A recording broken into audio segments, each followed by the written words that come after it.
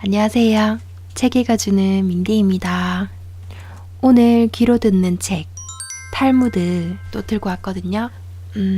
제가 구독자도 많이 없고 아주 소박하고 자그마한 그런 채널인데, 근데도 이제 구독자분들이랑 여러분이 이 탈무드 너무 재밌게 많이 봐주시는 것 같아가지고 좋아하는 거 올려드리려고 이렇게 또 찍습니다. 좋으시죠? 그렇게 똑똑하다는, 그렇게 부자라는 이 유태인들은 평소에 어떤 생각을 갖고 도대체 성격이 어떤지, 돈에 대해서는 어떤 마인드를 갖고 있는지, 신념은 뭔지, 얼마나 나쁜지, 얼마나 착한지, 그 사람들의 이제 삶의 특징이 드러나는 이야기를 통해서 다 이렇게 엿보고 이렇게 좀 흡수할 수가 있으니까 참 좋은 것 같습니다. 제목, 품삯. 큰 포도밭을 가진 주인이 있었습니다. 주인은 여행을 좋아해서 동생에게 포도밭을 맡기고 여행을 떠나 꼭 1년 만에 돌아왔습니다. 멀리서 포도밭을 본 주인은 고개를 끄덕이면서 동생에게 말했습니다. 아우야, 수고가 많았구나. 멀려 형님, 포도 농사가 작년보다 잘 되었습니다. 우리 아우가 포도밭 경영을 잘하니 난 또 여행을 떠나야겠구나. 허허허허. 원 형님도. 그 다음 날이었습니다. 형님, 오후엔 뭘 하실 겁니까? 뭐 특별한 건 없다. 아우야, 점심도 잘 먹었으니 나도 포도밭으로 나가보겠다. 그렇게 하시죠. 주인은 동생과 함께 포도밭으로 나갔습니다. 이 포도밭은 어마어마하게 컸습니다. 그래서 일꾼들도 엄청나게 많았습니다. 이 구석 저 구석 둘러본 주인은 좋아 좋아 하면서 기분이 무척 좋았습니다. 포도밭에서 일하는 일꾼들 가운데서 한 사람이 무척 일을 잘했습니다. 그 일꾼은 주인의 눈에 금방 띄었습니다. 우와, 일을 무척 빠르게 하는군. 다른 일꾼보다 몇 배는 잘하는구나. 아우야, 저 일꾼은 내가 모르는 사람인데? 네, 형님. 지난달에 들어온 일꾼인데 일이 무척 빠르고 정확하답니다. 저런 좋은 일꾼이 있는 건 주인인 형님이 너그러우셔서 복을 받으신 겁니다. 주인은 동생의 칭찬에 기분이 좋았답니다. 어디 한번 가까이 가서 볼까? 이렇게 생각한 주인은 그 일꾼이 있는 곳으로 가까이 다가가서 살펴보았습니다. 그 일꾼의 일솜씨를 살펴본 주인은 또 한 번 놀랐습니다. 우와, 빠르고도 꼼꼼하네. 이렇게 생각한 주인은 동생에게 귀옛말을 했습니다. 아우야, 저 일꾼을 내게 좀 보내라. 왜요? 내가 좀 볼 일이 있어 그러니 더 이상 묻지 말고 우리 집 정원으로 보내라. 네, 형님. 주인이 집으로 돌아가자 동생은 그 일꾼을 불렀습니다. 주인님께서 자네를 보내라고 하시네. 집 정원에 계신다고 하셨으니 어서 가보게. 네, 나리. 그 일꾼은 주인집 정원으로 불이 나게 달려갔습니다. 주인집에 도착한 그 일꾼은 먼저 헐떡이는 숨을 다스리고 몸을 단정하게 한 뒤 정원으로 갔습니다. 주인님, 부르셨습니까? 나를 처음 보는데 내가 주인인지 어찌 아느냐? 그야 척 보면 알지요. 하하하, 사람 보는 눈도 좋구먼. 여기 와서 앉게. 아닙니다. 저는 그냥 여기에 서 있겠습니다. 자네 주려고 과일 주스를 만들어 놨으니 어서 와 앉아 편히 마시게. 네, 그럼. 주인은 일꾼과 과일 주스를 마시면서 이런저런 얘기를 했습니다.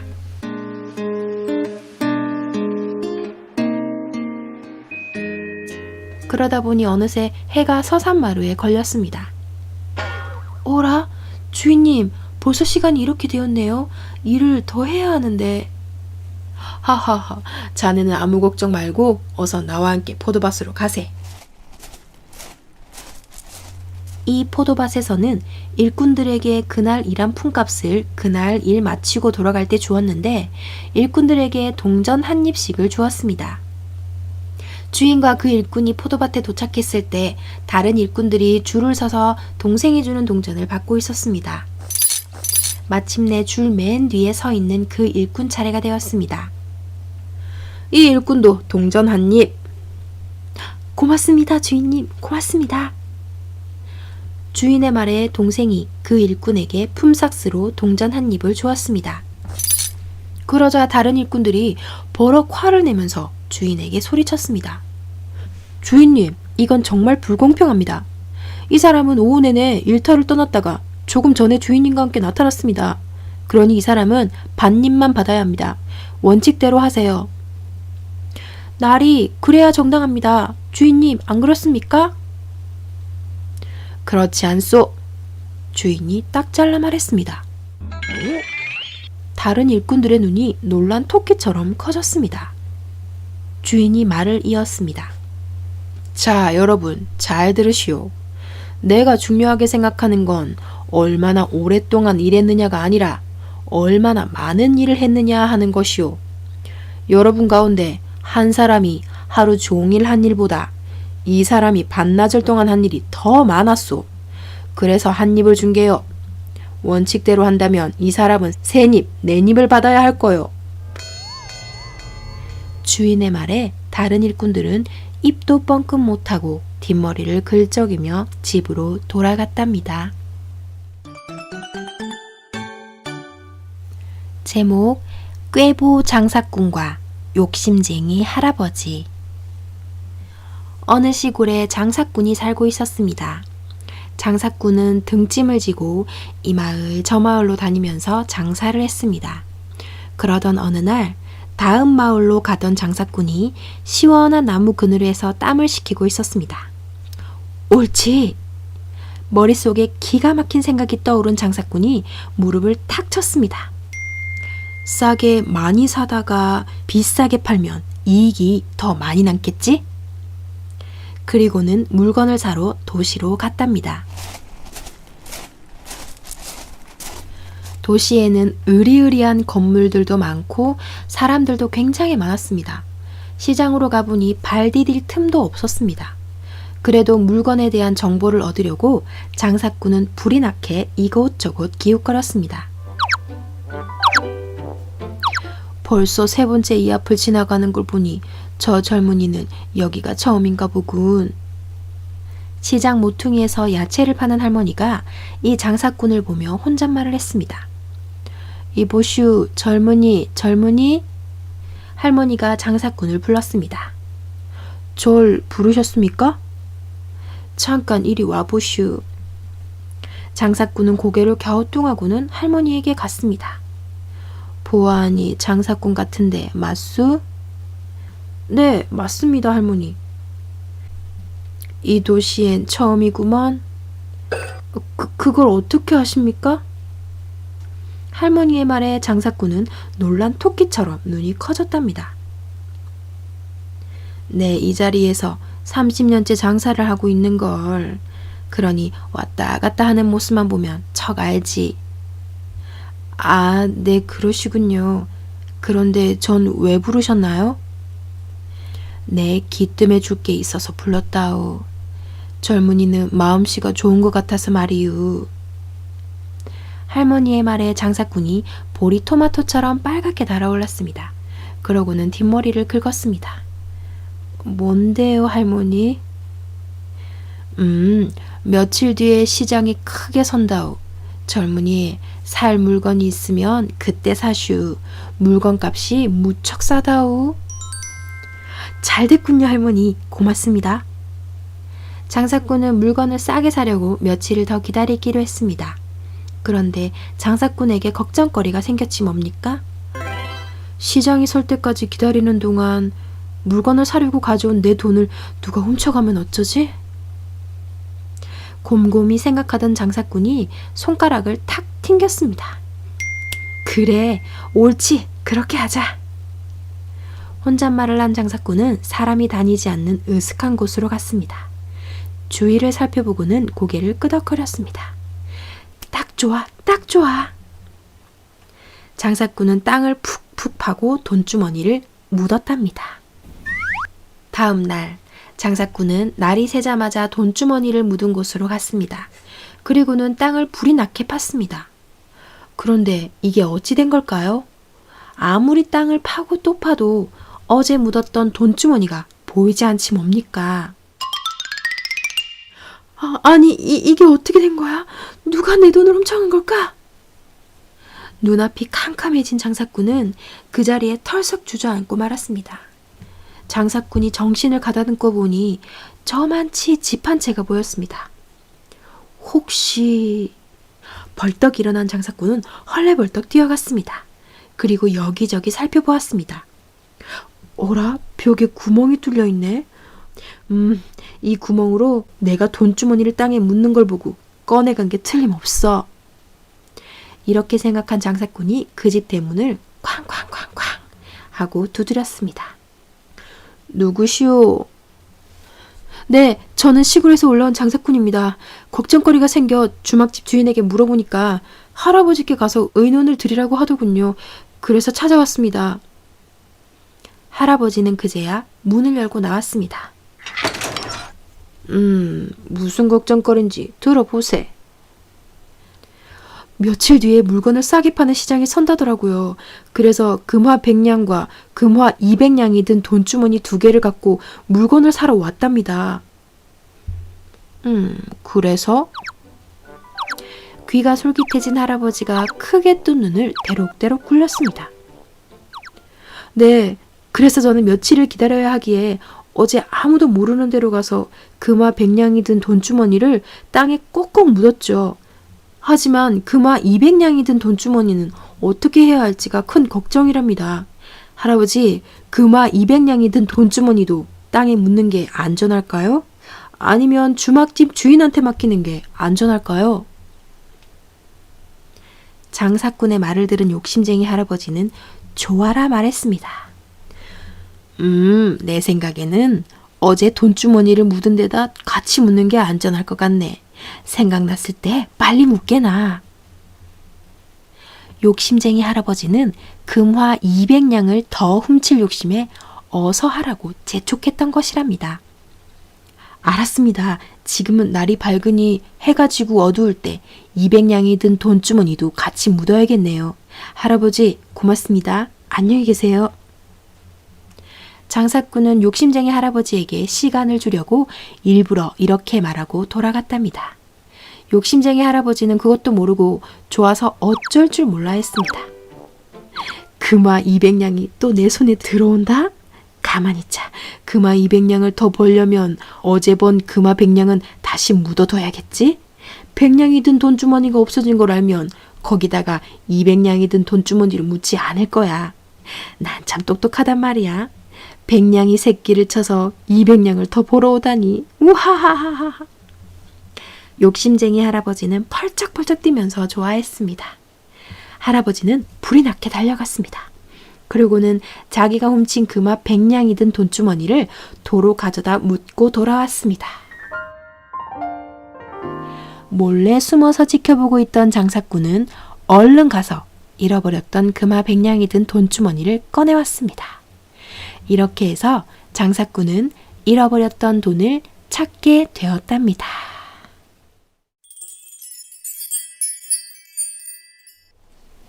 제목, 방법은 있다.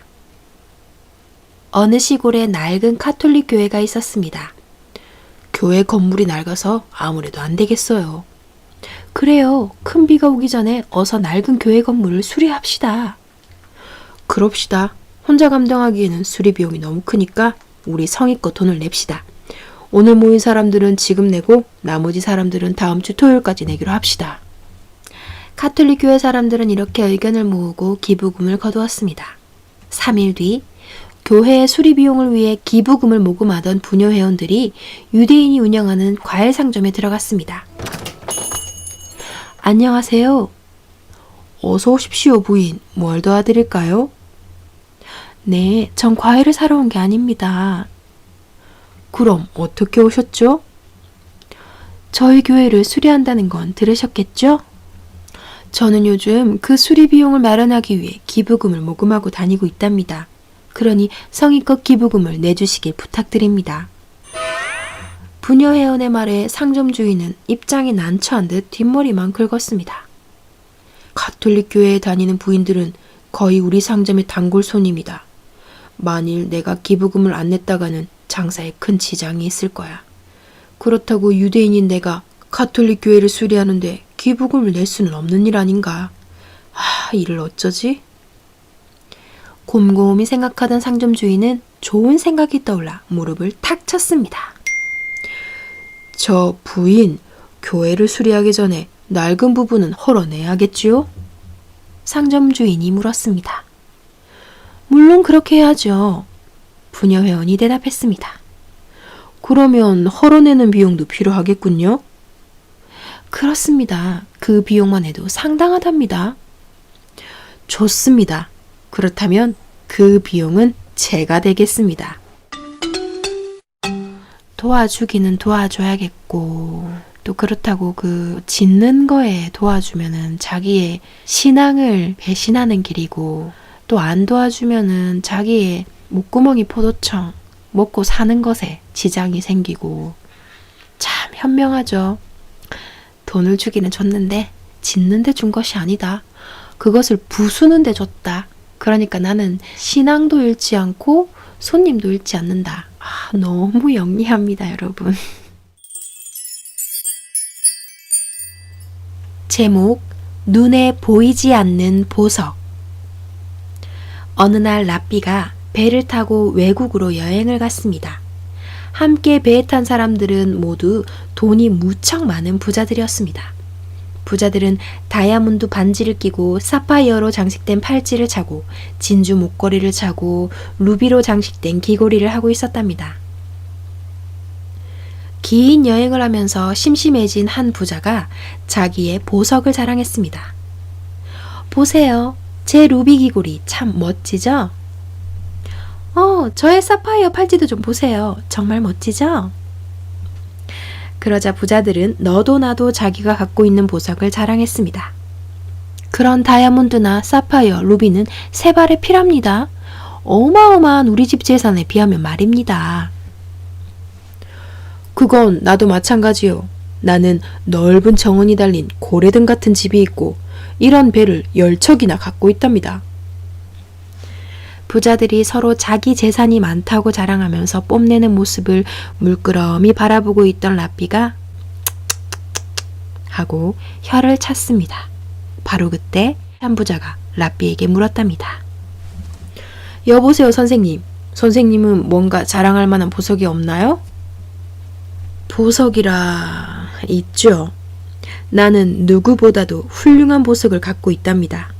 그리고 내 재산은 여러분들 것과 비교할 수가 없답니다. 랍비가 대답하자 부자들은 그것이 무슨 뜻인지 몰라 서로의 얼굴을 바라보았습니다. 선생, 뭔가 훌륭한 보석을 숨기고 있나 본데 그러지 말고 어디 내놔 보시오. 부자들이 우르르 몰려들었습니다. 그거 한번 봅시다, 선생. 선생님, 그거 괜찮으면 제가 사겠어요. 저에게 파세요, 선생님. 모여든 부자들을 본 랍비는 빙긋 웃고는 말했습니다. 여러분, 미안합니다. 내 보석을 여러분에게 보여줄 수 없군요. 선생, 왜 보여줄 수 없다는 거요? 왜냐하면 내가 갖고 있는 보석은 눈에 보이지 않기 때문이랍니다. 농담 마슈, 선생. 눈에 보이지 않는다면 그게 무슨 보석이람? 옷차림을 봐요. 저렇게 허름한 옷차림인데 보석이 있긴 뭐가 있겠어요. 맞아. 아무것도 없으니까 괜히 눈에 보이지 않는다는 보석이라는 둥 이상한 소리를 하는 게야. 부자들은 랍비를 비웃었답니다. 그런데 얼마 뒤 해적이다! 해적이다! 바다 한가운데를 지날 때 배는 해적선의 습격을 받고 말았습니다. 이봐 선장, 이 배에 탄 사람들을 모두 갑판에 모아라. 해적 두목이 선장에게 명령했습니다. 알았소. 시키는 대로 할 테니 우리 배의 승객들을 제발 해치지 마시오. 선장, 우리는 사람은 필요 없다. 그러니 어서 사람들을 모두 모아라. 해적들은 배에 타고 있던 부자들의 돈과 보석을 모두 빼앗았습니다. 그리고 식량까지도 모두 빼앗아 가버렸답니다. 해적선이 떠난 뒤 선장이 말했습니다.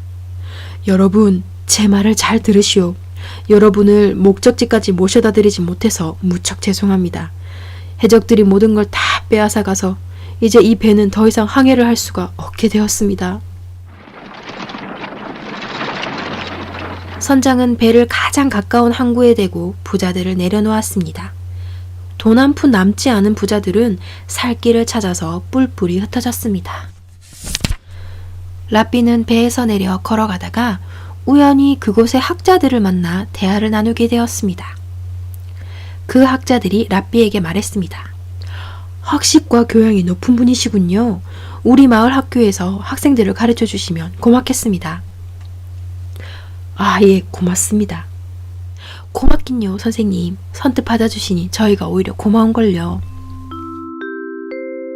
그래서 라삐는 그곳 학교에서 학생들을 가르치면서 먹고 입고 자는 걱정은 하지 않게 되었답니다. 어느 날 라삐는 길에서 바닥에 엎드려 구걸하고 있는 거지들을 만났습니다. 아니, 이보시오. 놀랍게도 그 거지들은 라삐와 같은 배에 탔던 부자들이었습니다. 이게 어찌 된 일입니까? 라삐가 놀라서 묻자 한 부자가 말했습니다. 선생님, 우리는 아직도 고향으로 돌아갈 여비를 마련하지 못했습니다. 그래서 부끄럽게도 이렇게 구걸하는 신세가 되었답니다. 부자들은 라삐가 그 마을 학교에서 학생들을 가르치게 된 것을 알고는 흐느꼈답니다. 선생님께서 그때 눈에 보이지 않는 보석을 갖고 있다고 하신 뜻을 이제야 알겠어요.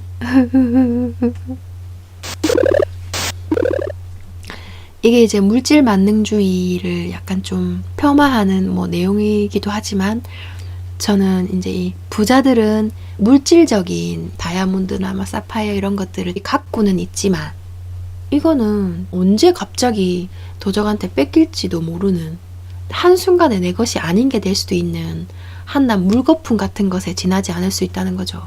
하지만 이 라삐의 보물은 무엇이냐? 지혜와 지식과 이런 학식들이죠. 그래서 눈으로 보여줄 수는 없지만 당장 이렇게 해적을 만나서 알거지가 돼가지고 즉 거지 신세가 돼도 이 눈에 보이지 않는 보물들이 너무 많이 이 사람 안에 있기 때문에 어디 가서도 금방 먹고 살 수 있는 그 무엇과도 견줄 수 없는 엄청난 보물을 갖고 있다는 말이 맞는 거죠. 그 학식이나 이런 거는 어떻게 누가 뺏어갈 수가 없으니까. 그래서 그런 말 있잖아요. 공부해서 남주냐, 운동해서 남주냐. 그러니까 공부 열심히 한 거, 그리고 운동 열심히 한 거는 누가 뺏어갈 수도 없는 거다. 다 내 거잖아요, 내 거.